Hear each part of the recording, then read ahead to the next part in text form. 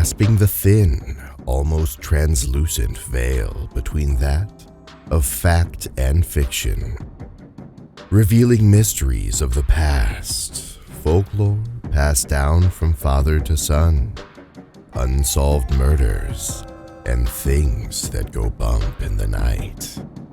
You've entered Deceptive Reality. Hello again, you wonderful people, and welcome to another crazy episode of the Deceptive Reality podcast. My name's Nick, and with me on this adventure is the Zealous Bird. Oh, I know Zealous. And I'm zealous, Nick. You're zealous. We're both zealous. In fact, it means We're both the zealous. same pretty much as the word I used on the first part of this. Hey, Pretty close. and we learned, what was that word again? I've already forgotten what that word was. Ardent. What was it? That's Ardent. it. Just goes to show that we are two wild and crazy kind of guys. Who used to do that, Nick? Do you know who used to do that? Is it Chris Kattan? Steve Martin. Close enough. Darn it. Basically Not the same close at thing. all. Two wild and crazy kind of guys. That's how they go. Yeah. Well, Plus you're obviously- learning on this podcast. Hey, sometimes you got to learn. Mhm. Obviously, the big things with part one, we kind of came up some great ideas. At the end, I told you you'd want to stop in for part two. Mhm. We're here. Nick and I came up with a pretty interesting hypothesis. I think this is the answer, boys and girls. I'm pretty sure Oh yeah, I'm this stamping one it is going solved. to break it all down. I think this one is stamped, case closed, good to go. But listen, it's been a week. I know y'all forget stuff from time to time. So let's have a little refresher. Let's go. Welcome to Nova Scotia, Canada. It was a hot summer night, and Daniel McGinnis was out enjoying the night air. Looking towards the coast, he could see one of the nearly 35 uninhabited islands that dot the shores of Nova Scotia. The next day, Daniel got his friends John Smith and Anthony Vaughn together to head over to the island to see if they could figure out what the night visitors were up to. There was a large sunken part of the ground evidencing a hole was dug there. In a large oak tree, a set of worn tackle hung above the hole. Rumors soon spread around the world, creating a domino effect that would lead to death, misery, and financial ruin that would become known as Oak Island Mystery. It's a doggone Oak Never Island, Nick. heard. You know it. You do know it. Well, we just talked about it 2 weeks ago, 3 weeks ago. We talked about it? Yeah, and on this podcast. What? Yes. I don't remember Listen, that. That's why I remember we thought you'd talked know it. about Oak Island, and you said, I have been there, but I can't say if I've been on the island. I do remember that, and I still can't say. Oh my God, I still Nick. can't talk about that. You want to move on to the next part, Nick? Yeah, let's hit the next bit.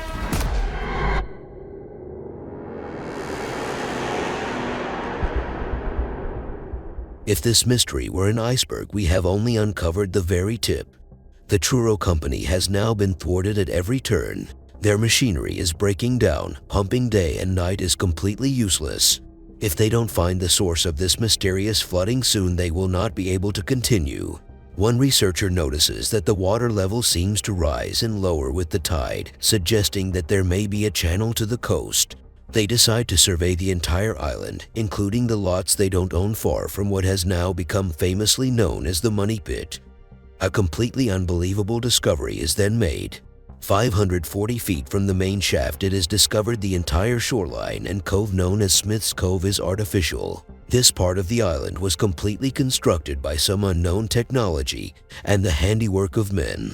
It has now become clear that at least a large portion of this island was created by the architects of this shaft.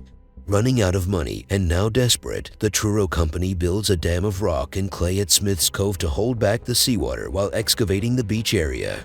During construction, they notice remains of an older dam. When the area is drained, they dig just inside the dam, finding that the clay was removed and replaced by beach stones. Under the rocks are 5 8-inch wide drains of flat stones over pairs of parallel lines of stones converging to a single larger drain at the high tide line, leading inland. With the source of the flooding cut off, they attempt another digging. Once again, the pit floods and collapses. It seems there are constructed tunnels all over the island leading towards the money pit. At this point, even workers were trying to invest in the Truro company to keep it going. They believed so strongly they were on the verge of an answer, but in 1854 the company collapses. What kind of treasure of antiquity could warrant transporting materials from thousands of miles away and building a trapped man-made island? So, I don't know if I was clear enough with the narration, but at least huge segments of the island, when they constructed this, they didn't dig down, they didn't dig up, they built the island layer by layer. At least a huge portion of it. So would this not go back to what I said last segment? Where they dug up? Well, instead of digging up, they built their foundation, built up. In this case, I didn't understand this part, but it's kind of the same concept. They're working in reverse. That's what I was really going for. Yes, and that's why I said that was brilliant. Because if this is what you meant, basically, a large portion of the island, perhaps all of it, was constructed where there was probably no island previous. Which would make sense based on what I said, yeah. The way I saw it is because the thing that doesn't make sense, if you're digging down, you put some foundation of something, and then you dig down further. You can't really even. You can't do it evenly because eventually the land will start to set and you're going to get droppage. So it's not going to be perfect segments. Now, if you're building up or if you're digging upward, it's easier to do because you're building whatever it is, you're putting your foundations in place, then you're going up and you're doing it again. Soil foundation. Correct. Upwards from probably nothing. And or even if you're digging up, or like if you're digging up, right? Like a lot of times when they create bases below, they dig all the way down and then they go out a little bit, build a foundation, out a little bit, build a foundation. And they do that. And then when they go to build the next foundation, they go up. They never go back down. They never build down and then go further down. They build up because you can create that foundational mark. And that's in today's technology. Yeah. So they create segments and they go up. This also kind of explains why we're not finding bodies of workers who died doing this. Which now because when you're working sense. on it, you're working on the ground. And then you're building up and you're still on the ground. And you're still on the ground. Like you're not going down into holes. You're just raising the earth kind of thing. Which now makes perfect sense. Because that's the only thing I couldn't piece together is how do you create this canal to the ocean without killing everyone? Right. In the process. Without it collapsing. Correct, yeah. Because it's not like these shafts are big enough to crawl through in most cases. Like you couldn't even do that if you want to. And from that earlier part, they've lined the walls with stone. So, what if I'm thinking here, people, give me a second. Let me process this. The gears are turning. What if they created these tunnels which had all of this? That makes perfect sense. What if they created now the island going up, right? They're adding their layers. They created this shaft that goes out to the ocean, but they created a dam at the end, which you could do. But then you have all this mud that then goes to that center. And then when they create the next one, when we're digging down, that causes a breach. And then when we're pulling that out, now the pressure of that water from the dams are pushing in, and then it causes that to collapse. Right. So that would make sense. Very likely. Especially if there's multiple holes. If they keep digging, there's such a void there now that the pressure especially now, because now the water's raised to that point. There's so much pressure on those end dam pieces that it collapses in on each other. That makes perfect sense. Mm-hmm. Another thing I to wonder what consider is where did they excavate all this mud from to make the island too? Yeah, where would that come from? Right from the shore, I would imagine. They just started building because this That island much? is precariously close to the shore. It's not far off from the shore. Oh, I got you. I got you. So they just go to this mainland, keep that's my theory. I don't know for sure this is how it was done, Mm-hmm. but that seems the most logical thing. I think one of two things. Either this was a very small island that they built a huge chunk onto it, or the whole island's manufactured. Which we've seen that time and time again in other agencies or other countries, should I say. That's what China did. They created all those islands out there. Isn't it the whole city of Dubai is a artificial island? Actually, Yes. Isn't Manhattan Island or no, Coney Island? Is it I in was New going to York? say, not Manhattan. No. I don't know. I don't know on that, Nick. I don't know. I'll have to look into that. But yeah, I think either this was a very tiny island that they extended and built all this under as they went, probably grabbing mud from the coast. Because like I said, this is very close to the shore. They've built a tiny little causeway that you could get on there now, but I'm sure they could have had one back then. That's interesting. But still, this is a huge undertaking. They're shipping in all that coconut husk. They're having probably hundreds of workers. That being said, it's more feasible that your technology would not need to be super extreme to be able to do that. You just have to be precise and have the manpower. The manpower alone. It's way easier probably to build it than to undo it without destroying the whole island. It's impossible. It's no differently than if you look at all those like little puzzles. You ever seen those? What do they call those puzzles? The one where it's the wood pieces and stuff, or some people even with geocaching. Love those. Yeah, the geocaches. Have you seen those now that have the little puzzles out? Yeah. Yep. You know, super easy to put stuff in there. But I've seen videos. I would love to do it, but I'm scared that it's really some psycho serial killer that's just waiting for someone to go there so they can off them. I'm like, I'd be that guy, so I'm not. Not on my watch, serial killer. There's one right up the road here. I was telling you off podcast earlier that I go walking, and apparently there's a real ingenious one up there, but where I go at night, I don't want to be digging around. I'll get arrested or something. Well, I'm scared of geocaching because what was it? Couple in somewhere in the States. They had that geocache and it was at a beach. They have YouTube video on it. Okay. And they're YouTubing themselves doing this geocaching. They get there and they find the geocache's suitcases, but they had all them dead bodies in it. Oh my God. Yeah. That's terrible. It's terrible. Yeah, because a lot of kids do geocaching. Like that's not cool. Not cool.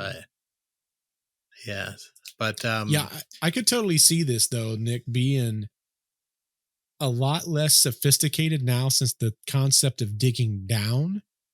I would like to retract my reptile people first thought process. Okay. Also, I now do not believe. Just kick that off the maybe pile. Yeah, I kick that off the maybe. Listen, I have grown as a person over part 2. I feel like that's very unrealistic now. Okay.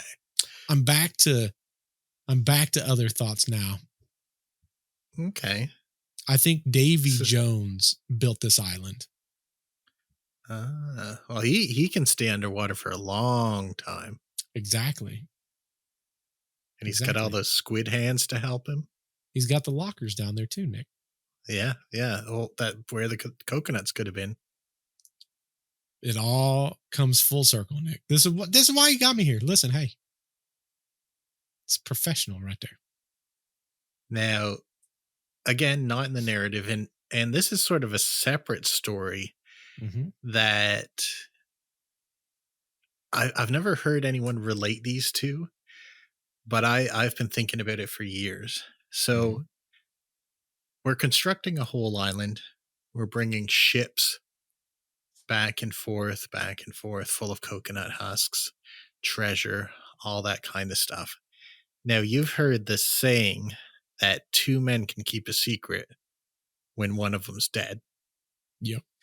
Like, surely someone would have talked about this or, let out the secret or what have you. And maybe one or two did, but how do you have like probably hundreds of people in a workforce and none of them just go blab to everyone or come back to the island or all that? What do you think that would take? A society. A society? Let Like me the tell you about Illuminati. The Illuminati could doesn't be. talk about the Illuminati. That's true. Or they do, because we're talking about the Illuminati, so someone must have talked about it. It's all rumor. And those people are now dead. Same thing happened I here. suppose. You talk about the secret society of pirates that built this thing, you die. Then it's maybe. It's just, nah, that person was crazy. And coincidentally, he died the next day. Crazy. There's another island further down the coast that's got an interesting name. What's that? That island's called Skull Island. And you know how it got that name? Pirates. Well, no, just like Oak Island, no one really knows what's happened there, except that someone said, man, that island sure looks like the rocks on the shore sort of look like a big pile of skulls. And they went on this island and there was, what did they say?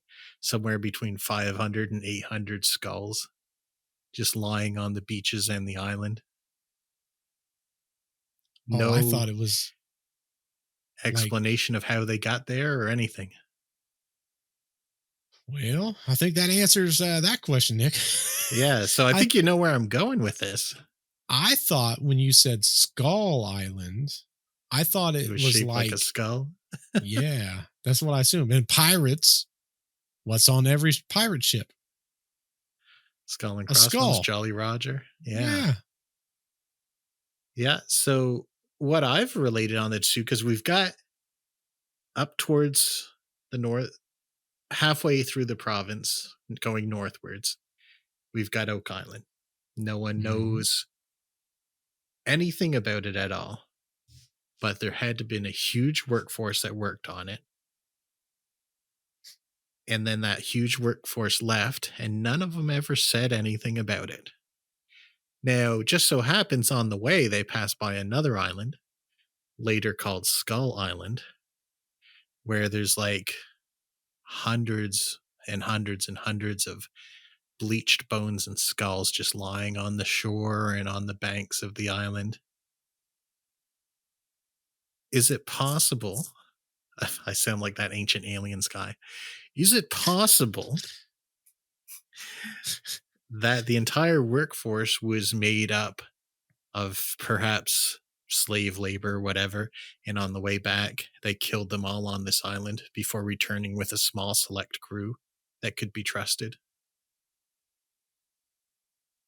It depends on the skulls they found. Was there anything to these skulls that they found? In what manner? Was there any infliction of damage? Like, how did they find all these skulls? Obviously, they were there. Were they all massacred? Separated from the bodies. From the bodies. There, I think there was two piles, question. Basically.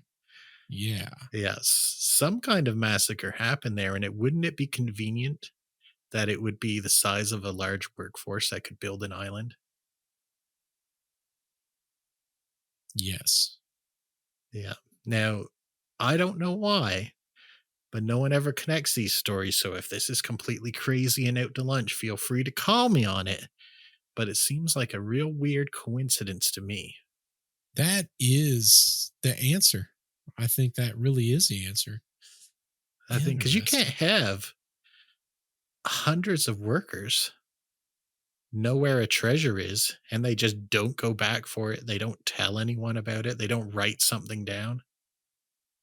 Like, I just don't think that could happen. Now, maybe a crew of 8 to 10 people, maybe. And even if they told someone, no one's going to believe them. Which makes me wonder Mm-hmm. if the person that was, in my eyes, killed off to let the government know, if it had something to do with that. Well, it's possible. Because Maybe that it's would some go kind of back. clue as to what happened. Yeah. Ain't that a coincidence? Mm. Another dark chapter in our history. I'm sure you've heard about residential schools. No. No? I don't know a lot Canadian about Canadian land. Well, man, I don't know if I should tell you this because this is a real bad mark on our history. But Okay. so the Canadian government, in association with the Catholic Church, decided that they were going to take every Indigenous child in the country and put them in residential schools to, quote unquote, and please, anyone listening to this, don't take this as I'm saying this. This was a quote from the Times, to beat the Indian out of them. Wow. And basically hundreds and hundreds of these children just never returned home. They were killed and put in unmarked graves, and it's caused, God, generations of what they call generational trauma that still affects the natives today because they had parents. When was this from? Well, the last one actually closed in like the 90s. Wow. And it was going on for, and again, don't quote me on this, but before the 60s, I think much before that even. It was a real bad time. And you got kids that did return home that had no idea how to be a parent. They only knew about abuse and being told that they're worthless and stuff. And they have kids and they pass that trauma on to their kids. And it's a bad part of our history. But that's something that was tried to cover up and recently was coming to people's knowledge. But our government likes to cover up things too. Well, I think every country and government does. That's just, Yeah. I mean, listen, we talk about, man, if aliens come down, they would destroy this earth and they would kill everyone and blah, blah, blah. I think that is just the fact that we as human beings are crappy human beings for the most part. Yeah. We're 'Cause that's what projecting we would do. our things onto them. Yeah. Correct. Yeah. Just as a public service announcement, I encourage everyone to look up about the residential schools and listen to the CBC podcasts about them because it's an important part of our history that we shouldn't be ignoring. Yeah, that's super interesting. I'm going to look into that. I didn't even know that was a thing. It's very sad. It is very sad. Just goes to But show as humans, we're evil infallible. governments. What's that? As humans in general, Oh, yeah. we are definitely fallible. Oh, absolutely. And if there's something that needs covering up, people will go to great lengths to do that. Correct. So Crazy. Well, and again, Anyway. this would be a case where that's probably very realistic. I mean, right. if you think about it, all these people, they find these detached heads. Mhm. There's something to that. That just didn't happen. That just wasn't a, Yeah, they don't just it's a pop fluke. off like that. No. I can't think of anyone I've known that their heads have just popped off spontaneously. No. Feet, yes. Heads, no. Yeah. One end, not the other. Exactly. But but I've never heard anyone relate these two stories. And to me, it seems like the only possible explanation why no one knew about this. This is why we have reputable podcasts, Nick. We think outside the box. That's right. Or I'm just crazy, but to me, that's the only explanation. It absolutely has to be the same. It has to be the same. Yeah. Like I can tell 3 people something and I'll guarantee I'll hear it from a 4th person. Oh, yeah. in a sure. week's time. And that's Guaranteed. not $3 million when 3 million was a number that sounds like if I said to you today, I've got squiggity-jillion dollars, like, you know? Correct. 100%. Like, But that goes back to, again, right? When we look at everything, mm-hmm. this would have taken such a significant workforce to Right. create, right? Like I'm looking at your illustration now, the money pit illustration. Mm-hmm. You have to think the undertaking that this would require if you're building from the ground up. Right. For at least part of the island. Correct. But for just this part, Mm-hmm. because it's not like this part goes like this upwards on the island. Right. Like this is relatively flat. Even if it grades down, mm-hmm. that's a huge undertaking. Absolutely. Like even if you use today's standards, bulldozers, cranes, dump trucks to haul this, we're talking years. Yeah. Another factor before you go on, do you remember what kind of planks these were? Oak planks, not native to Nova Scotia. They Do brought they have in an idea planks where from they elsewhere. came from? They don't really have an idea. It's just that they know that oak trees were never native to this province. We've got them all over the place now. Well, that and the coconut fibers, like where did those come from? Right. And the amount that they would need, like that's. But yeah, they had to mill the planks somewhere else and bring them in. And then probably just by the course of using that, some seeds from the oak trees went there and started growing on the island. Because I think there was once like a fairly large number growing there. And people were just like, well, that's weird. Or as they're building it, they're planning in the thought process they might have to build more. Yeah, that could be too. What if this wasn't their final destination of how far deep they wanted it to go? Right. Maybe they planned on extending it or building instead of hauling the resources in, grow the resources and use it. Yeah, absolutely. Like it might have just been a stopping point to other places even, or an experimental part. Correct. Yeah. I mean, we could be completely off base that there's treasure at all, although I do think there's something to that effect down there, just by what we're going to see a little later on. You're not going to do all this for nothing. You're not going to do this as hey, what are you doing this weekend? Hey, let's get 500 of our friends and let's go create this island. Like that doesn't make any sense. There's got to be something to that. Yeah. My only problem with this story is you get that down there. Can even you get it out? No. And that's the problem. Now, the question is what's down there of value? Right. What might be down there? Now, if this were a horror movie, what's locked down there? Well, think about it. One of the theories is Knights Templar, right?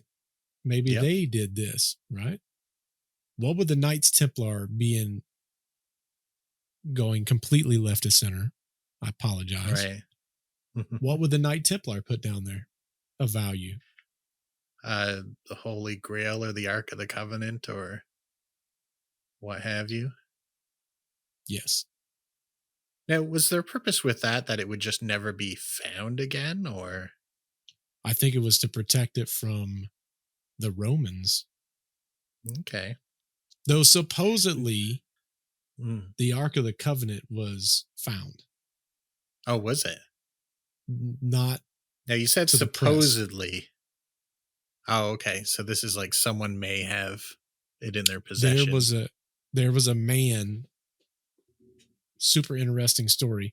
There was a man that said on videotape that he found the Ark of the Covenant in the most unlikely of places, and that when he got there, there were angels there that was protecting it. They allowed him angels. That's what he says. Oh, okay. Okay. And what made it so interesting, there's an entire narrative that goes around it, but certain things were supposed to occur before he was allowed to release the information. Okay. And when he died, I forget how long ago, he has a videotape in a vault with the exact coordinates, but things have to occur before they're allowed to release the tape. But what makes it so interesting is the Ark of the Covenant was supposedly found underneath where Jesus was hung on a cross. Okay. Now, what makes that interesting is supposedly when he bled out, when they speared him and he bled out, there was cracks in the firmament of the ground because the Bible says there was an earthquake that ripped the firmaments. And what they're saying is his blood seeped down and fell onto the Ark of the Covenant. That's how he found it. He found a tar substance. Now, what's interesting, and I don't know if this part's true, it's all part of this documentary thing I saw. Yeah. He took some of that dried blood and tried to get it what do they call that? Reanimate, I guess, basically, to figure out. And they found that it had 24 chromosomes. Oh, really? Now, do you know how many chromosomes a human has? How many? 23. And then... Interesting. So, if each one had 23 that's given to the body, then that would mean that 23 would have came from the mom and one would have came from... Is very interesting. Who knows, though? You know, it's a cool story, but supposedly there's this tape in a vault. There's a tape in a vault somewhere, and there's VHS tapes where he's talking about it. So, and I feel like if there was really a tape in a vault somewhere and anyone knew where it was, someone would just like traipse in there and get it. Like they wouldn't even wait. Well, that's what we're talking about here. What if it's not the Ark of the Covenant, but what if it's something like the Spear of Destiny, which even Hitler looked for the Spear of Destiny. Yeah. Hitler wanted that Spear of Destiny because he thought for sure that held so much power that it could change the entire outcome of the war. Well, supposedly whoever has it in their possession can't be defeated in battle, is what I heard about that. Correct. So if you're trying to protect something that's that powerful, like not to go to Marvel movies, right? But if you're trying to prevent the snap from occurring, what do? You make the pieces impossible to find, possible to get to. That would be this. What if they're trying to protect something not from anyone other than the entire world? Now that's interesting because you remember I mentioned stage 2 earlier, and I keep bringing up stage 2. That's going to play into the theory that you're putting forward. Not necessarily that it's the Spear of Longinus or the Spear of Destiny in there, but maybe it was. But maybe it's something that's not meant to be uncovered. Now, also, if it's one of these items like you're talking about, and that guy found evidence of it, the drill operator, and stole it and wanted to prevent excavation, that could be a good motivation why he wouldn't want this uncovered. That is true. It doesn't explain how he would know from looking at a single item, but I don't know. Definitely, you can piece these things together. There's definitely things to it. I am starting to lean towards it's not a treasure down there, but maybe something that needs to be kept from everyone else. Man, I think so too. Also with all the potential murder to keep it a secret, constructing a whole island that's just essentially a big puzzle box trap. It was that. It reminds me of that story of that pharaoh. Who was it? Tutankhamun? Is that who it was? The curse, the one with the cursed. Yeah. The name of the show is The Curse of Oak Island. Right. What if it's all the same thing? I mean, is the Curse of Tutankhamun, right? Where it basically said, do not open this. Do not do whatever it was. And remember the guy that found that excavated that entire area, the mosquito bit him on the cheekbone. Yeah. Yeah. I think a lot of people involved in that died. Every single one of them died. Yeah. No one survived that. Everyone that was there died. But what made it so interesting is he was shaving, and when he shaved, he hit that mosquito bite. He got an infection, and he died days later, like a week later. But what made it so really interesting was that Pharaoh had a scar in the same exact place. Oh, I never heard that part. That really adds to the story. Go back. If you go back, the Pharaoh had a scar in the same, we're not talking close. Right. The same exact cheek, the same exact area, and the same exact length. Man, that is wild. That is wild. And it goes back to, again, that wasn't supposed to be found. Every single person that found it died. Well, they didn't make any of these tombs that they'd be opened. They were supposed to be sealed for eternity. Eternity, correct. Right. Now, the rumor is, well, they died because there was stuff inside there that they breathed and they died. I don't care. Yeah. There's something to that. This could be the same way, though. Instead of a treasure, they're hiding what they consider the most valuable thing that mankind should not have because it offsets something. Now, what if this is, like, let's continue along the Egyptian lines. What if this is like a tomb? And the treasure that happens to be there is offerings for the afterlife. And this isn't meant to be uncovered. This is a constructed tomb. Well, and it goes back to what we talked about originally, right? When we talk about this technology, right? We started off with what if you found a UFO and yada, yada, et cetera, right? Again, what if we discovered, no differently than the technology that would have been used for the pyramids, right? It could fall into any of these categories, but either way, I don't think that this has anything to do with a treasure anymore. What was the inscription? What did the inscription say? What exactly did that say? Well, it said how they translated it, which I'll tell you why after. It seems suspect to me. It said 40 feet below, 3 million pounds are buried. But I don't know if they would be using that terminology for that in that time period, right? What was 3 million is inconceivable anyway. What's that? Was it Nordic? Was it Nordic? Is that what it was? It was coded symbols. There's a picture of it. It's not Nordic runes. That is so weird. But how did they know how to inscript or how to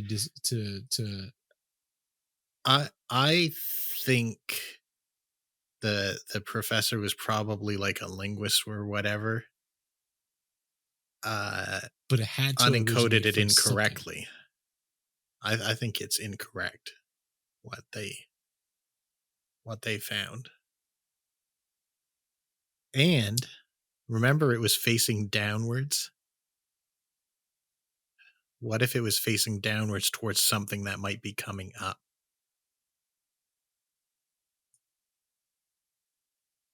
Interesting. I don't know if I'm going too far off the deep end, but I'm just proposing interesting and spooky what ifs.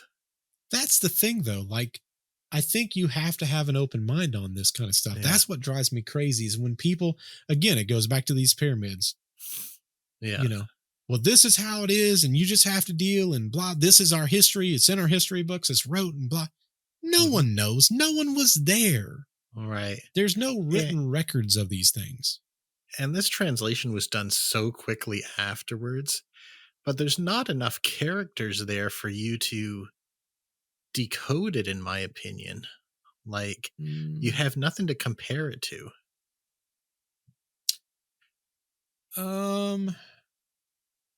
I almost look at this like, to a degree, some languages have multiple words for one symbol. Right. It's like if you look at Chinese as a prime example, how many characters they have in their alphabet? Like, it's stupid. Yeah, But it's a crazy amount. But it's not even necessarily like one of their characters has like one indication of how that's supposed to feel in that character versus like here in Right. the States, there's there, and there. Right. A And single all three of them character still there. in Chinese characters could represent a whole concept or a whole Correct. word kind of thing. So Correct. And that's what I'm getting at here. What if the symbols has more than one meaning, like multiple things for each characters? I think he just figured out what would fit there with the characters available and probably converted it to English, which it may not even be in English. So I've always been skeptical of that translation. What I find interesting are all the dots. Mm-hmm. Which typically would be more of an indication of not necessarily words. But punctuation, maybe? Not necessarily punctuation, but almost like indications to a degree. I would be really curious if you put that in ChatGPT, what it would say. I'm sure someone's done things like that. Yeah. If ChatGPT 4, baby. Right. I can feed it. Can you feed it a picture and say, what might this translate to or something like that? Or absolutely. Oh, we should do that. I can do that as we speak, Nick, just out of curiosity. Oh, okay. But yeah, there's something wild going on. For sure. 100%. I don't trust that professor who translated it. Yeah, it seems awful fish. If he did that in a very short time frame, how would you be capable of doing that in a short time frame? And I think he made it fit with what everyone was expecting to be in the whole.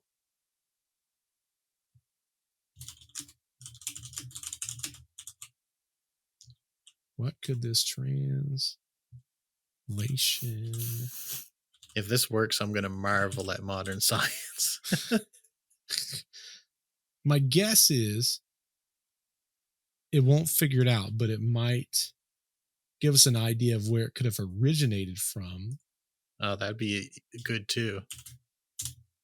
Because now you can download photos to ChatGPT and it will look at the photos to try to. Yeah, is that related to the Dolly plugin that's on there now you were telling me about? Nope, it was there before. Here's what's funny. As soon as I plugged it in, it said the image shows a representation of a stone with inscriptions that were allegedly found on Oak Island. So it knows this stone.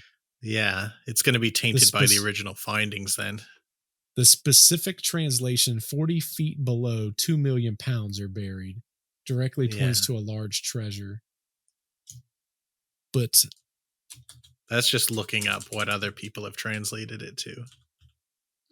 But the symbols, where did that translation come from?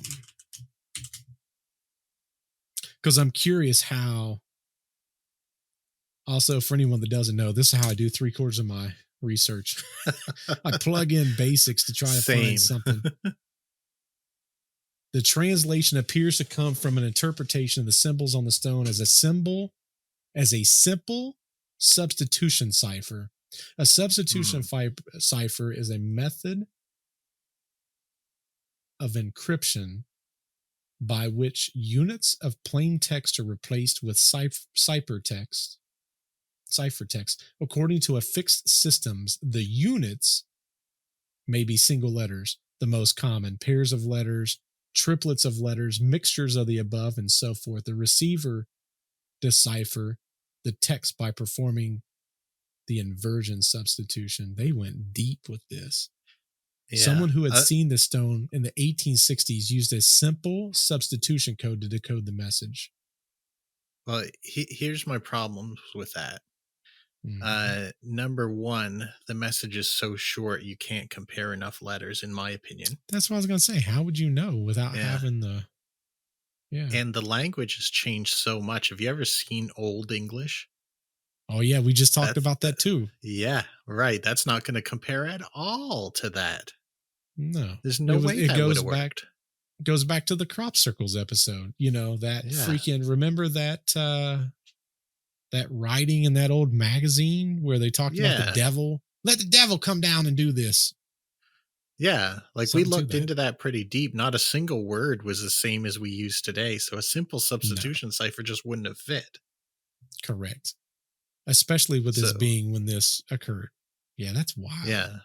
So the professor's like, oh, where'd you say you found this? In a hole that's got treasure in it and we haven't been able to reach it so far? Interesting, huh? I wonder if this has something to do with treasure. Yeah. What's the biggest number I can think of? 2 million. What's a unit of currency? I know, pounds. Wouldn't it be crazy if some of those symbols were found in Egyptian? That would be hieroglyphs? Crazy. That would be crazy. I'm sure they've looked at that, crazy. Obviously, but yeah. Well, you know what? I don't think he looked that much, so I wouldn't put it off the table. Although looking at it, it doesn't look like any hieroglyphics that I've seen in books. It doesn't. But like I've not seen a lot.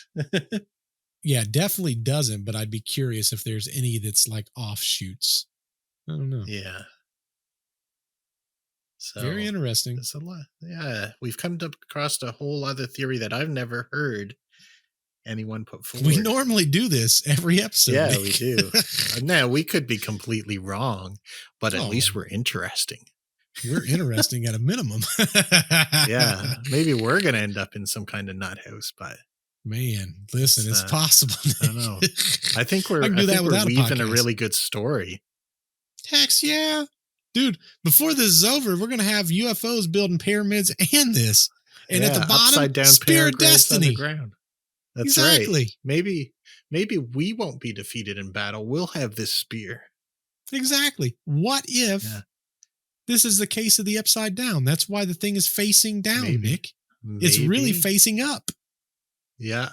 I was thinking the spooky thing is something comes out of this underground thing and it's like crawling towards the surface and it comes across a stone that's got like a spell inscription on it that keeps it down. Ooh, that would be super spooky.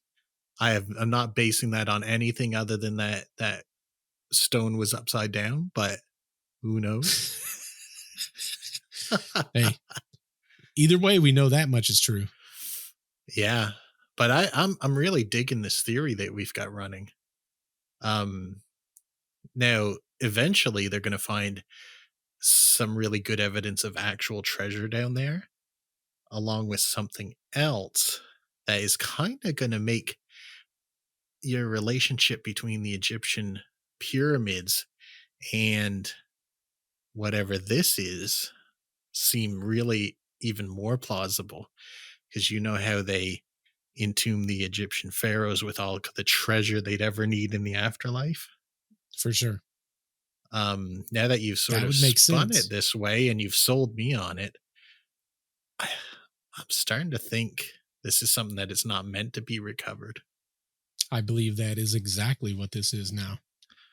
And I think we can go on to the next segment, but one more thing I want to put forward is that man who stole something, he washed it off and looked at it and hid it in his pocket. He might not have known right at the moment what he was looking at, but it could have been like a little tablet with some writing on it. He goes and gets it professionally translated, not by Joe Bob at the university who makes up things. And maybe that is what leads him to want this to not be uncovered. Very well could be. Or going back to the whole Egyptian thing, what if he was cursed? Oh, yeah. And died from the curse. I mean, think about it. All those people died from Tutankhamun. Man, that's wild. We have gone in such a other direction with this, and I love it. Like, this could be a movie. What we do, could this not be a movie? Absolutely could be a movie. 100% could be a movie. Wow. Yeah. This is real amazing. This is why, folks, you come to this podcast. Yeah. Yeah. You'll be entertained. You might not be right, but you'll be entertained. When you It's go tell your possible. friends, when you go tell your friends about this podcast, they're going to be like, what the hell is wrong with you? But you know what? You'll all be entertained. You'll be entertained. Listen, or we could just be right on every one of these, Nick. Yeah, and then we're going to end up in the bottom of a pit somewhere. No, I mean, Nick, in a because national park. This is all speculation. That's right. Wink, wink. It's all wink. for fun. It's not real. Oh, man. Are we ready to go to the next segment, Nick? Yeah, I hope this is the segment I'm thinking of, because this is going to support your theory, our theory, completely, I think. I love when it supports our theories, Nick. Let's go.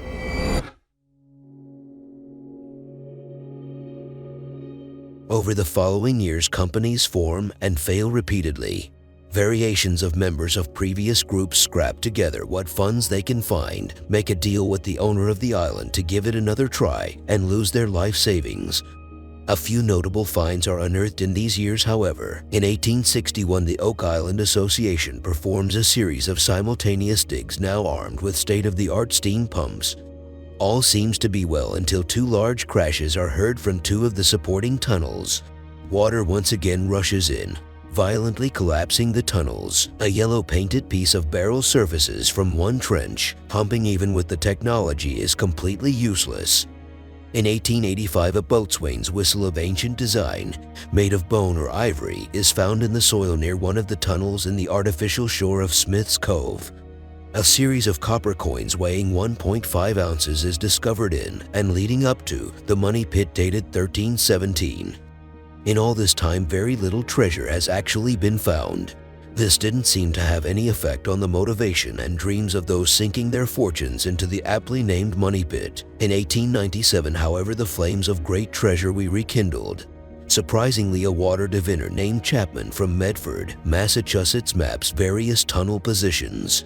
Chapman's information leads to some drilling successes for the Oak Island Treasure Company. They managed to drill down to the furthest depth ever, 153 feet. This is roughly the level mentioned by the stone at the beginning of the century. The drill in the first nearby pit breaks into a chamber and into a mass of soft metal, bringing up samples of pure gold. The third pit, the drill hits a pile of separate metal pieces thought to be individual coins, bringing up additional gold. Perhaps even more mysterious, the second pit stops the drill dead in its tracks as it makes contact with a solid mass of iron, perhaps a lid to something. A piece of parchment is extracted from this hole. The ink on it is confirmed to be India ink. The drill on all three holes also passed through a form of cement that chemists confirmed were man-made. The crew then decided to dig to the side of the iron container to try and get around it.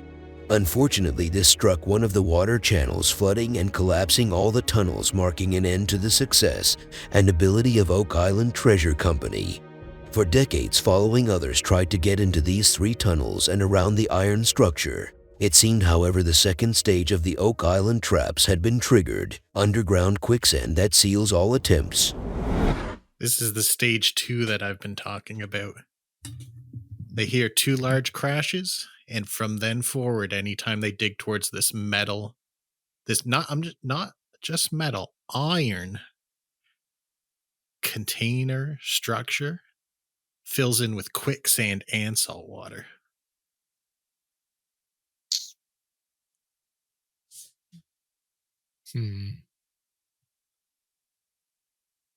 Yeah, this was never supposed to come back up, whatever this is. All right. I'm thinking, so how I'm picturing it in my head now, considering what we talked about in the previous segment, we've got a cement chamber. We've got a very large metal, and I got to say iron because iron's important. Like for mystical purposes, iron was for containment, and like supernatural forces can't work against iron. And then in this chamber, there's the iron thing. I'm going to call it a sarcophagus from what we were talking on now. And then there's bars or clumps of gold to one side and possibly gold coins to another. Now, Which sounds 100% Egyptian is what that sounds like. right. But trying to dig around this iron sets off stage 2, which under all this mud is suddenly sand and quicksand at that fills in. Reminds me of Minecraft when you're trying to get in there. But Mhm. here's the wild thing, which I didn't put too much importance on before, but I'm going to bring it up now. I didn't even put it in the narrative. They ran the drill onto the top of the iron, whatever it is, for 2 hours, and were not able to penetrate it. And when they brought it up, they lowered a magnet and pulled out iron shavings that it was still not through the iron. So they weren't able to penetrate it from the top for 2 hours drilling on it.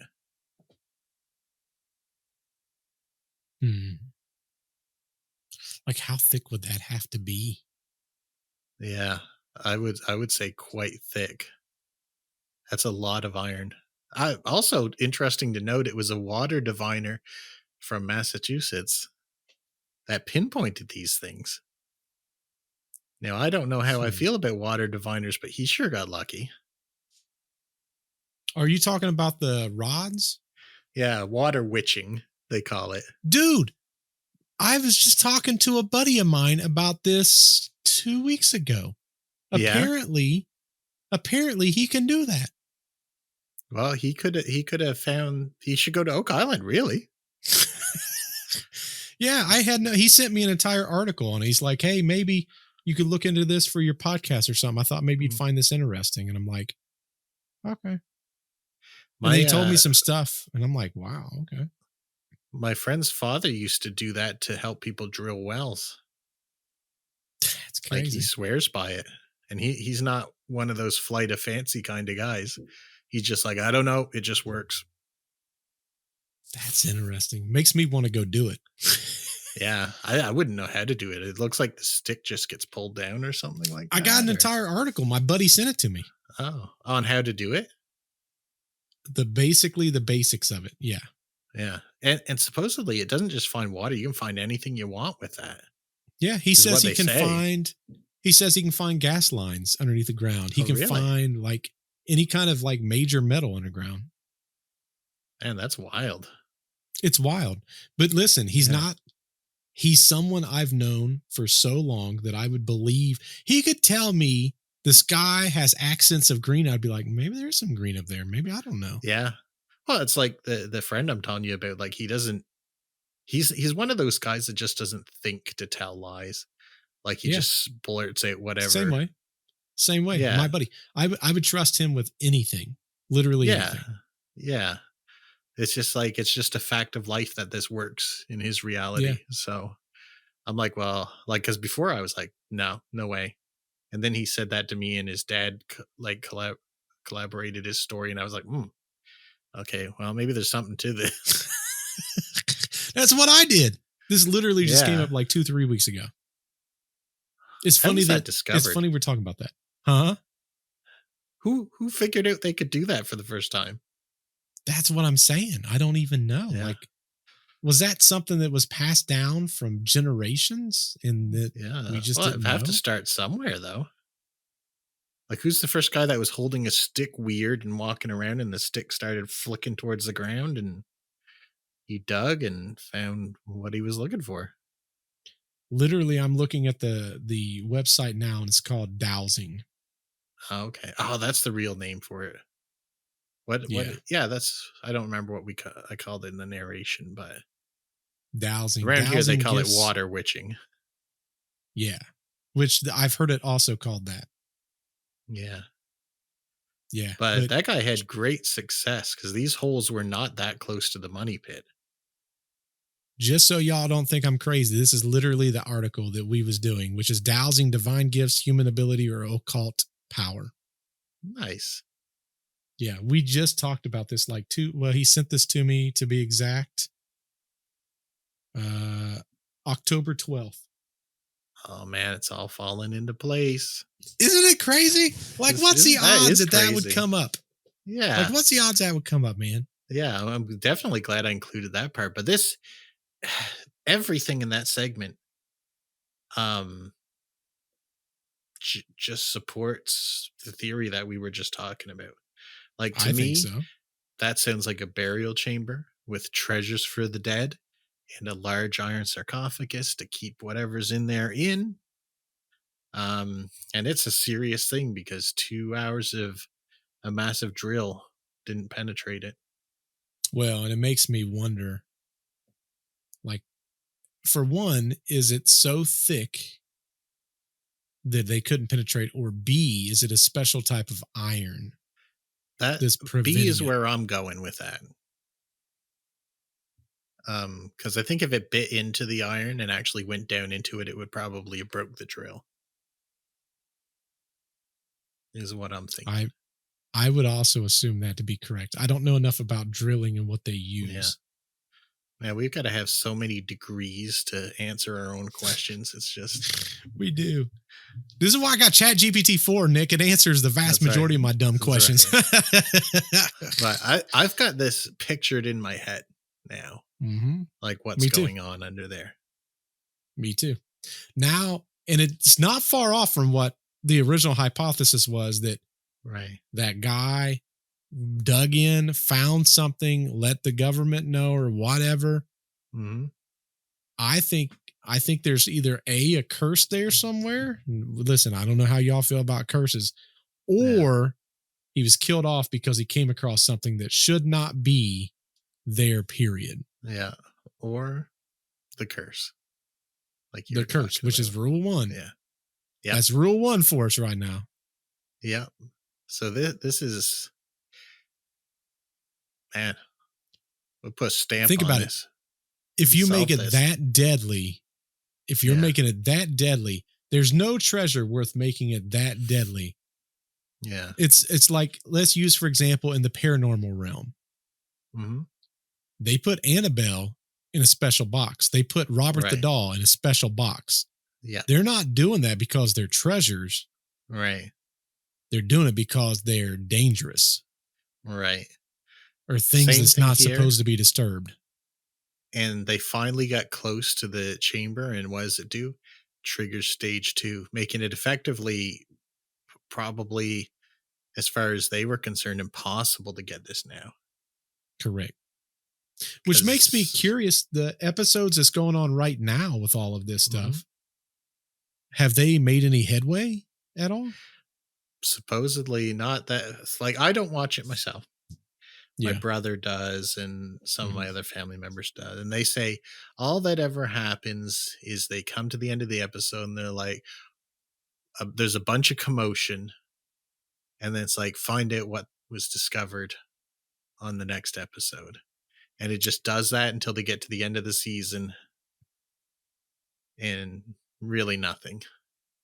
I would like to mention to everyone on the podcast, Nick doesn't need to watch the show because he's never been there. I've never snuck on there in the middle of the night while I was staying at the Oak Island Inn and Resort, which is not on Oak Island, by the way. Correct. That is not something that our podcast would condone or ever do. If this were to happen, it was quite some time ago, and the island wasn't nearly as destroyed as it appears to be now. That's crazy. I would be, and I'm sure they've done this. You would assume they would have a way of finding these canals if they try to dam off portions of this water to figure out where this water is coming from. Interesting. So Smith's Cove seems to be the part where they've dammed a number of times. Mm-hmm. And I don't know what that means, but Smith's Cove? Is that like an area? Yeah, that's the artificial one that they dammed up in the previous segments. Oh, gotcha. Okay. That's what they're trying to dam up before. Yeah, and they've dammed it up a few times, but they have trouble because the sea keeps breaking through and stuff like that. Do they have a reason they dam that area up? Is that where they perceive that tunnel to be? Well, that was the closest part of the shore, but they dammed it up. and then there was water still coming from other locations, so they suspected that whole end of the island probably here's had the thing. multiple of these. But here's the thing. Mm-hmm. If you're creating it from the ground up, Yeah. you're not going to do a straight shot. You're You're going gonna to, do- especially as elaborate as this whole thing has been, Yeah. you're going to build a path, maybe turn left, build a path, maybe turn Right. right, build a path. Heck, you could do freaking, circles around. Mhm. It could be the opposite end of the island if they wanted to. Yeah, for sure. It could have been there's definitely multiple. They've discovered that it's not just a series from that cove because it still floods even when they block that cove off. So it could be coming from the other side anywhere, really. Interesting. Yeah. Now, something you mentioned makes me want to go to the next segment about finding the different tunnels and stuff that the water comes in through. You want to listen to that? Oh, yeah, for sure. Is that the next segment? I believe so. Let's go. I want to hear. Because, listen, I feel like we've almost cracked a case. I know. And this is going to get real wild when it comes up. But yeah, I'll talk to you about that part after. Here we go.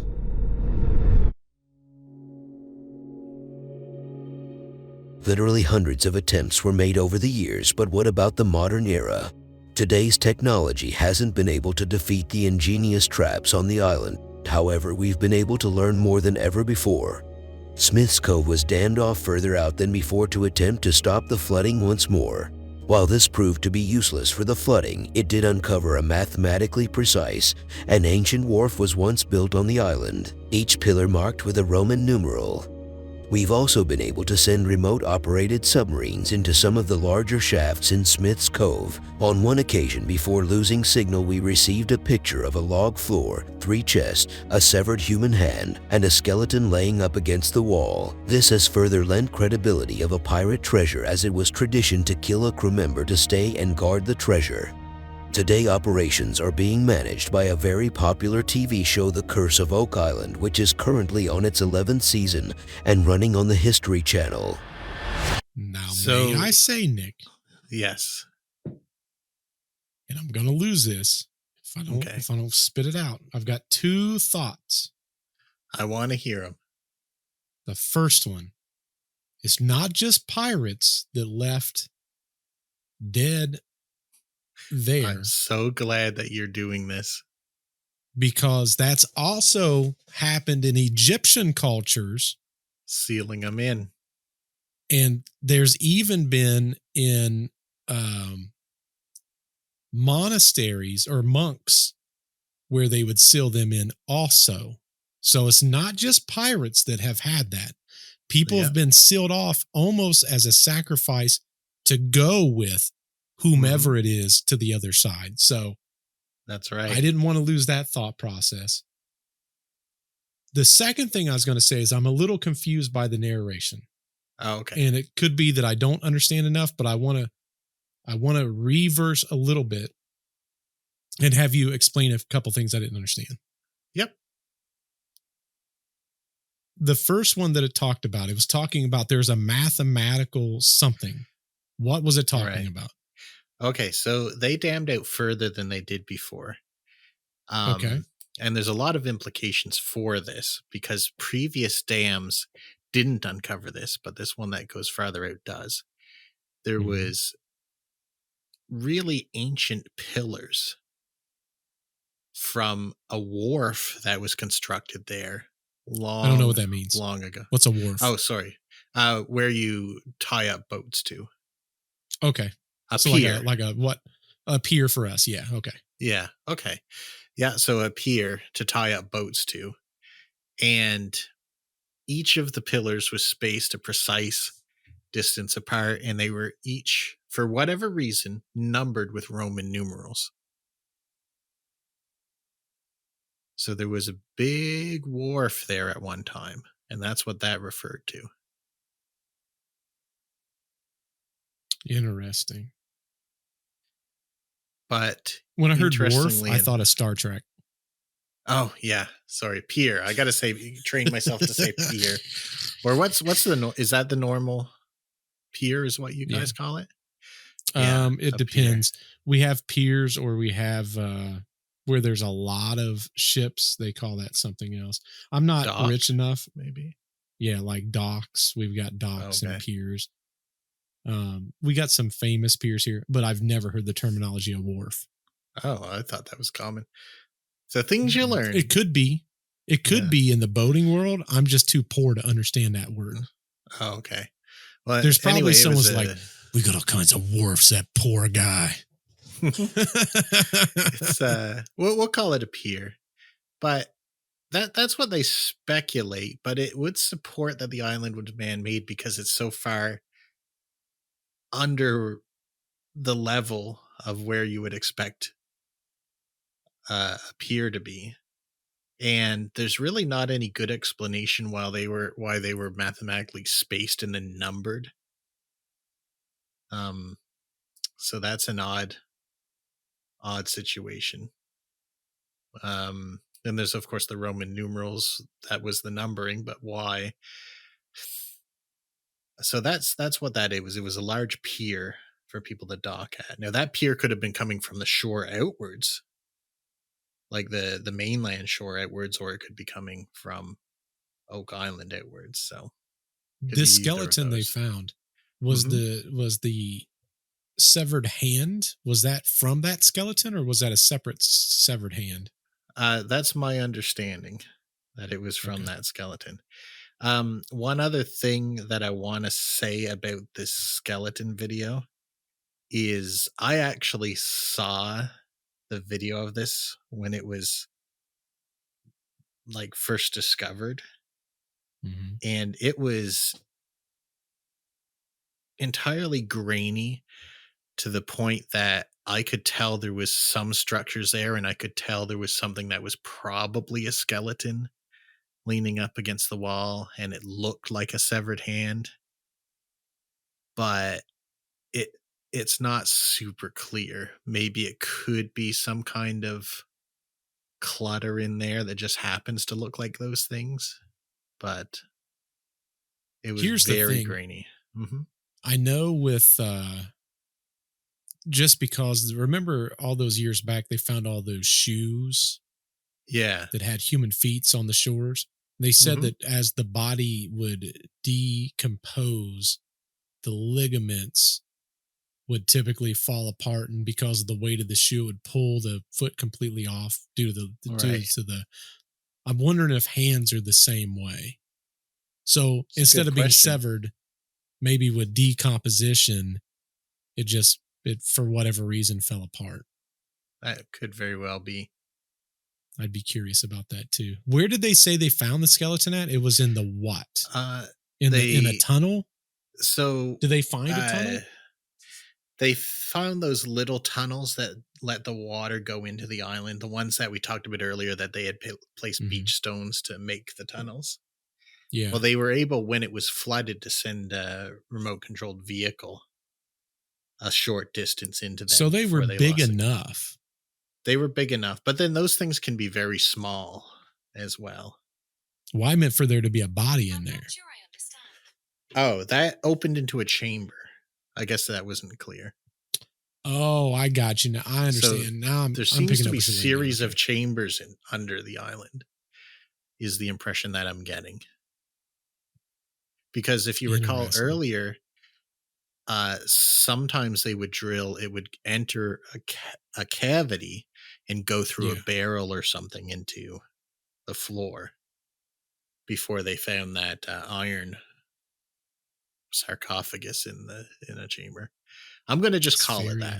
I'm just going to call it that. It definitely would have to be built up then. I don't see that being dug down and then replacing all that. That doesn't make sense. That has to be built up. And theoretically, these chambers are not necessarily connected with walkable passages either, which is very unusual also, in my opinion. Yeah. We've seen no evidence that they're connected. That's really interesting. Mm-hmm. Now it makes me want to go back and watch the show to figure out what I've missed or what I'm not picking up Yeah. now. I'm kind of tempted to as well. There's supposedly, my brother tells me that there's been a lot of wild stuff that has happened.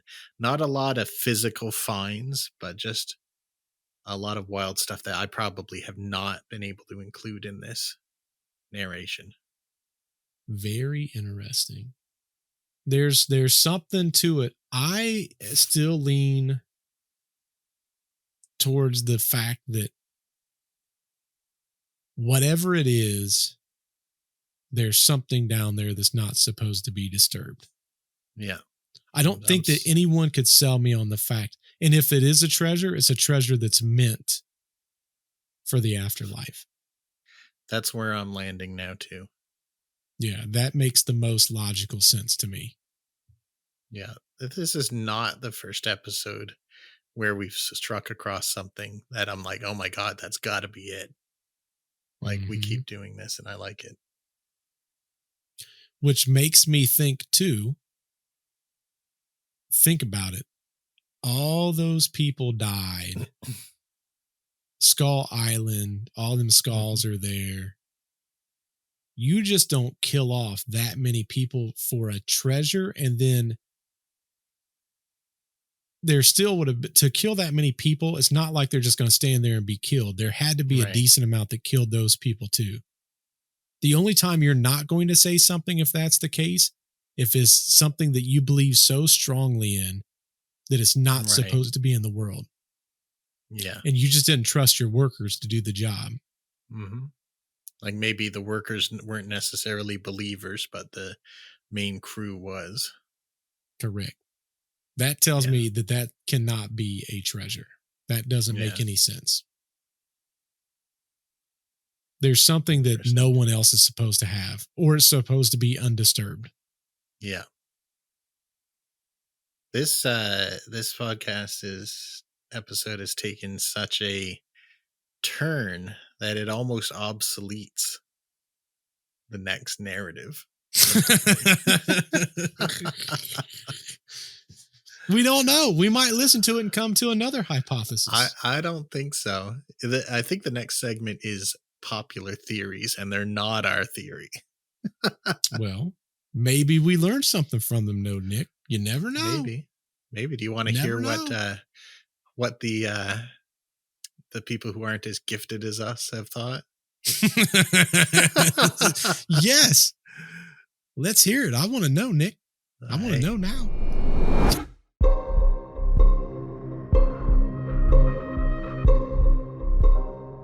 There have been a number of theories over the years what treasure could be hidden on the island and its traps. One of the most popular theories suggests that the treasure on Oak Island is pirate loot buried by infamous pirates such as Captain Kidd or Blackbeard.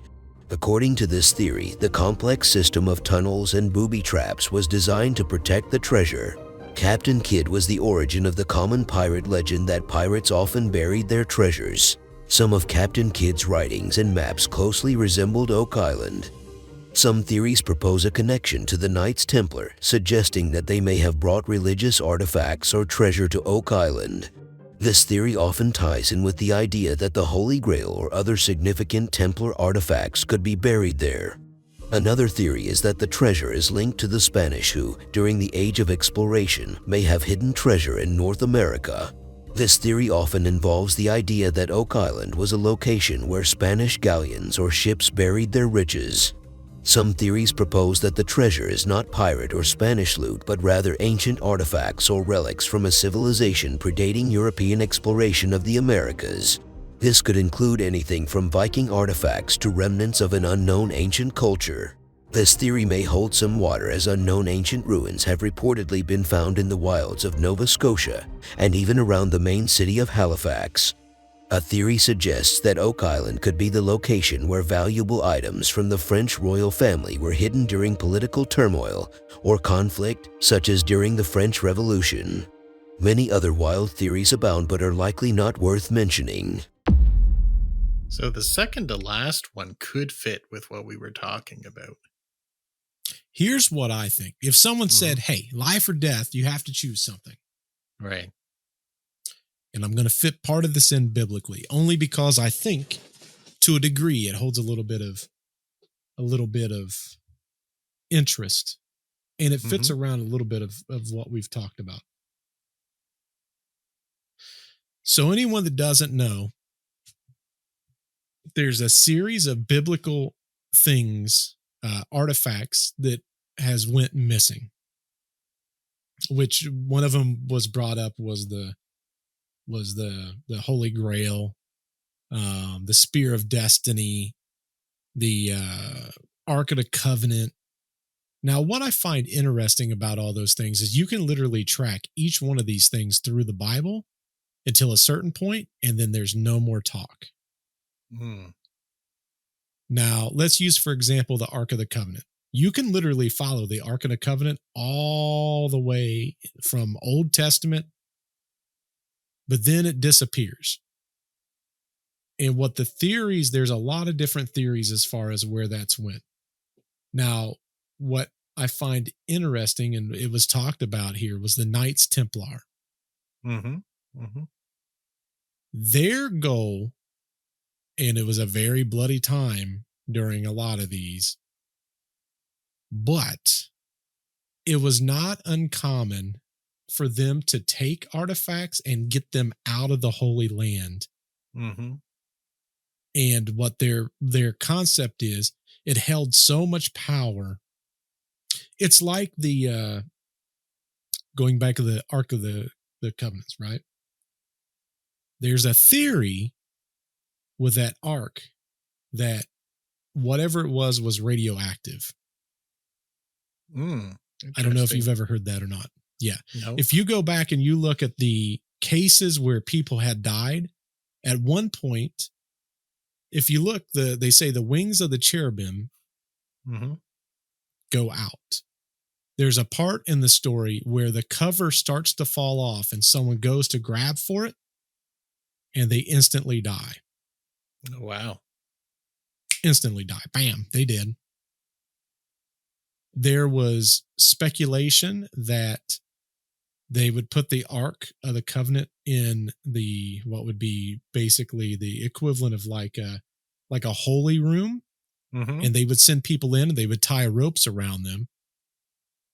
And what they would say is a lot of times those people that would be around that would start to go blind. But what happens when you're around high levels of radiation for long periods of time? You start to lose you get cataracts. Right. Well, in addition to that, radiation poisoning, you could just die. They would pull you out by the rope. So a lot of times they say that maybe these things were used for other purposes, which can be explained scientifically. Right.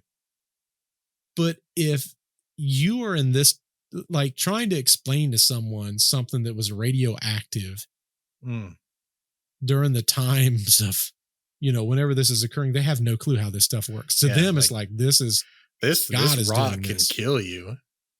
Correct. And 100%. Not by falling on you. It's just looking at this rock kills you and blinds you. Correct. So what if they thought this was such a dangerous thing and such a thing from God that you have to hide whatever this is? If you don't, everyone could be killed and the wrong people could get their hands on it. Right? Yeah, maybe they'll figure out how to use it where we haven't. And no, it goes back to Bob Lazar, right? We talk about, we have these UFOs. All these countries are allowed to come in and look at them. The moment we discovered something, according to Bob Lazar, bye-bye. You got to go back home. Yep. You can go somewhere. You can't stay here. Right.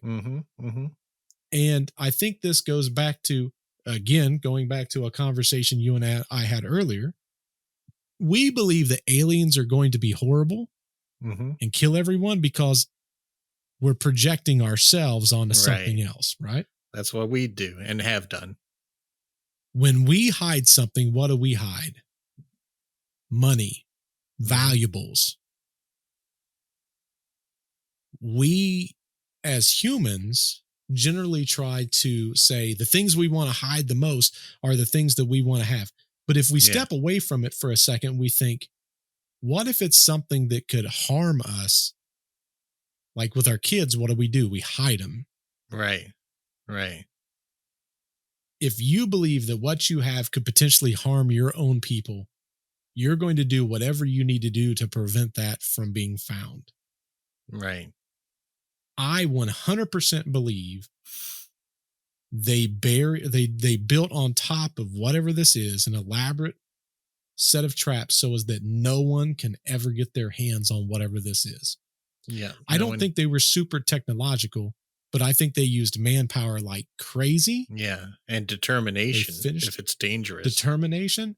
And then they killed off anyone that could potentially tell someone where this stuff is at and how they did it, which is the most important part.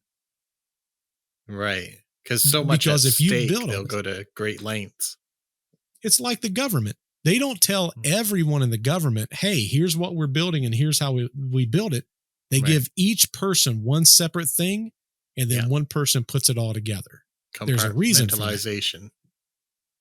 They did the same thing here. You work on this, you work on that. If one person knows where one of the booby traps is, let's use, for example, if one person helped build where all the spots are, not one person, you know what I'm saying, but 400 people helped build where all the spots was, the water came in. If they're alive, and even someone thought it was stupid, right? There's no way. Well, I can show you where all the booby trap tunnels are. You wall each one of those off, now you're getting into what someone else doesn't want you to have. Right, exactly. They're not going to do that with a treasure. That doesn't make sense to me. There's no treasure, because A, you're hurting yourself to do that. Yeah, there's got to be a plan to retrieve a treasure. Correct. This was it's like, I can't believe I'm tying this together. It's like an Armageddon. Right. He went up and he said, I'm not coming back, baby girl. And then he left his daughter that video knowing he was going to die. That's what this was. They planted this in the ground with no intentions of going back and getting it.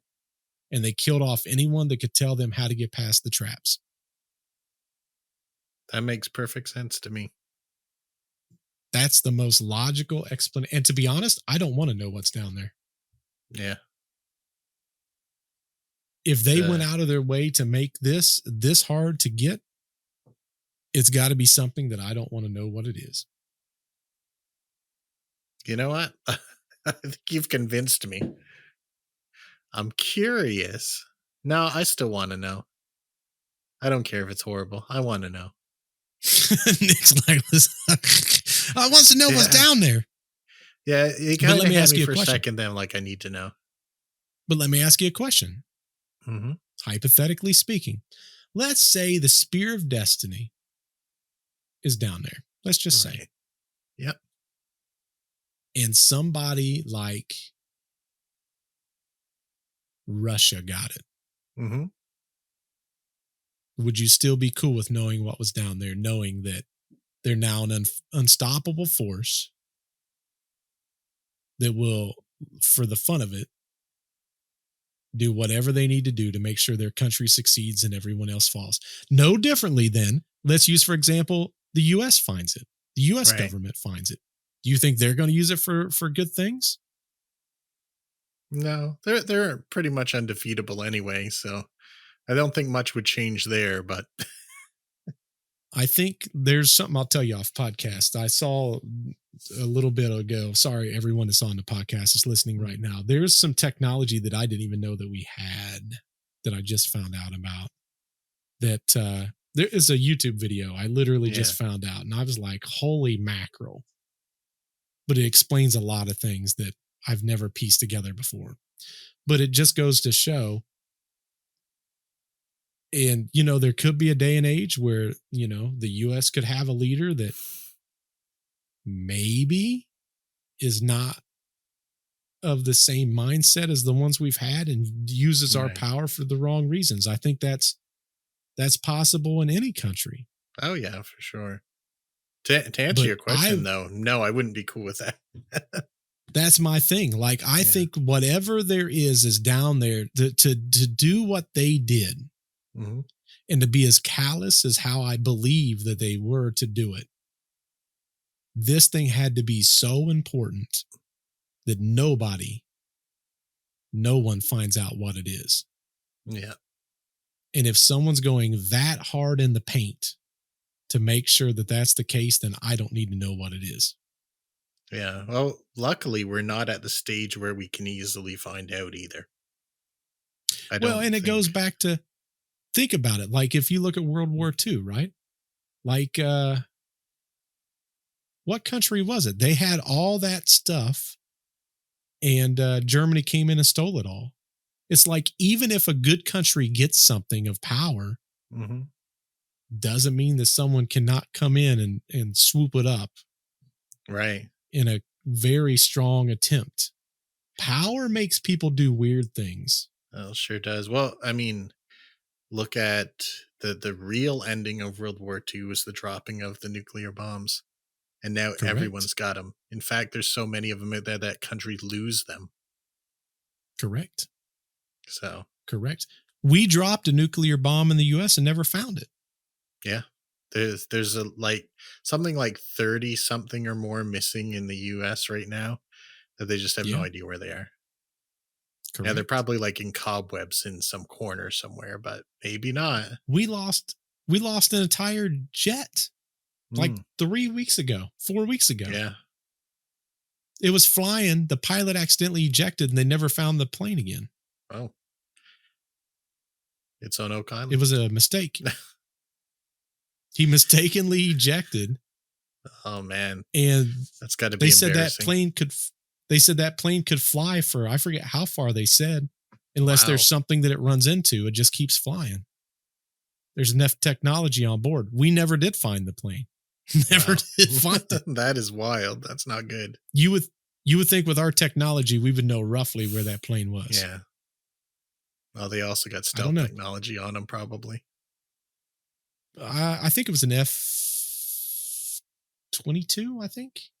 Okay.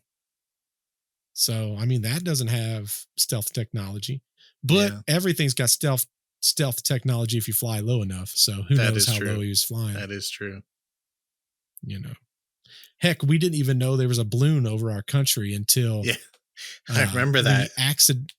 Well, the way our systems ran is, unless it was a certain size, we just did away with all the bleeps, right? Yeah. It's kind of like, and I've done this with my car before. Like, if I have whatever it is, I turn the sensors off to a certain point to where it's a danger area.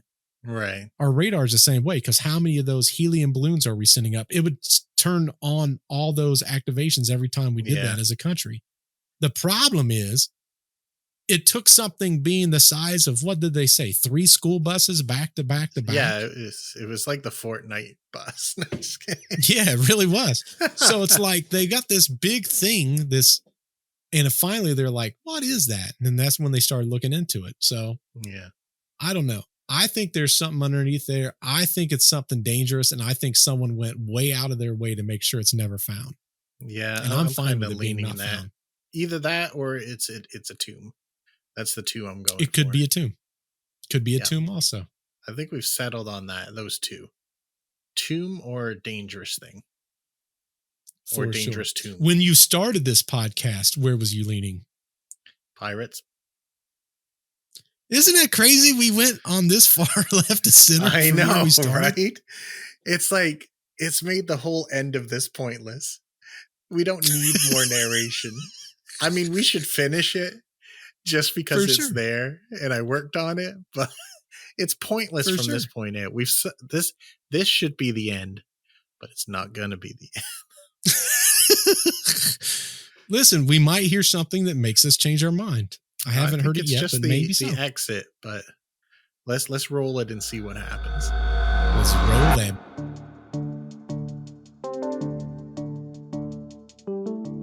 While the main attraction to Oak Island is the treasure and the mysteries characteristic of the island itself, there also seems to be a paranormal element as well. There have been anecdotal accounts of witnesses claiming to see ghostly apparitions of a ship with tattered sails near Oak Island. Some believe this phantom vessel could be connected to the island's mysterious past, possibly indicating the presence of supernatural forces guarding a hidden treasure. According to some stories, a mysterious lantern light has been observed hovering over the island at night. Witnesses describe it as a glowing orb or light source that moves around, giving an eerie and otherworldly feel to the surroundings. This phenomenon has been linked to the idea that restless spirits may be protecting the secret buried on Oak Island. This may be what led to the original findings on the island so many years ago. People have reported seeing shadowy figures moving through the trees or along the shoreline of Oak Island. These figures are often described as elusive and mysterious, adding to the belief that the island is inhabited by spirits or entities connected to the alleged curse. Finally, there is the Curse of Oak Island and the prophecy. The treasure supposedly will not be found until there are no more oak trees on Oak Island, and when 7 men have died. Currently, there is only 1 oak left, and 6 men have died. As much as we all want to solve this mystery, hopefully the prophecy never comes to pass. I think it's a great story. Makes for great folklore, but it didn't sell me. It didn't sell me off the direction I'm already leaning. No, me neither. In fact, I regret completely writing that section. But listen, it was a that's theory. What people think. That's what people think. It's a theory. Like we got to present what the others are saying. Well, and it's just like when I do these haunted podcasts, right? When I do my haunted podcast, there's always one of them where I go, this person is crazy, because that's clearly not what it is. But I still throw it in because I'm like, listen, hey, maybe that crazy person knows more than me. I don't know. Yeah.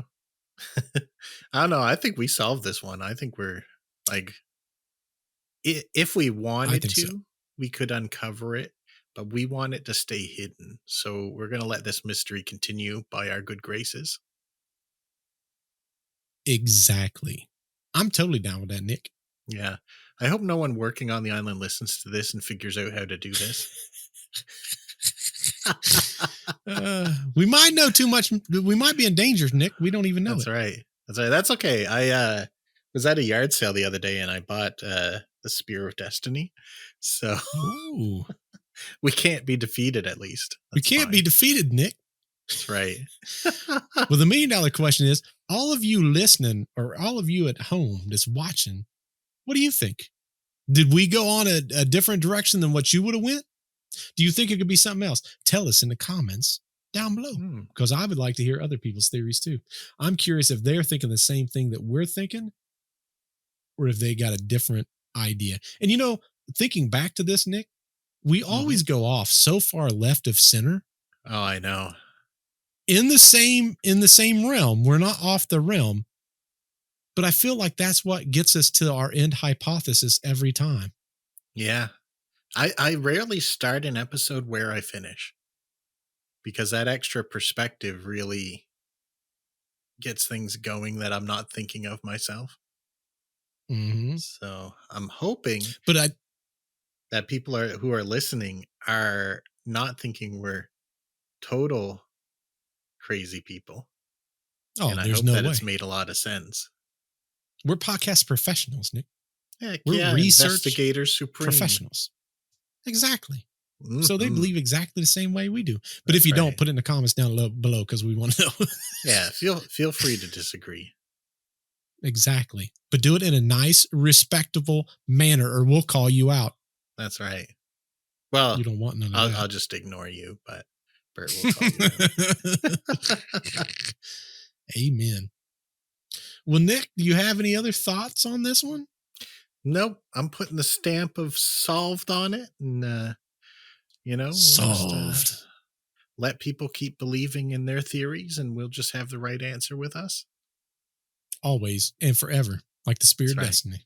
That's right. Well, everybody, hopefully you enjoyed this podcast. And again, I know I said this at the beginning. If you didn't do it from then until now, this is now episode 2. Make sure you rate us. Put a good rating in there. Tell your friends. Yeah. Everyone give us 5, please. That would be real nice. It's almost Christmas. Nice. It could be a present to us. That's what I was going to say. That you'll go on Santa's secret list. That's right. Nick and I might know him. Wink, wink. I'm You so know? bad at winking. Well, everybody, until we see you in the next podcast, goodbye. Signing out.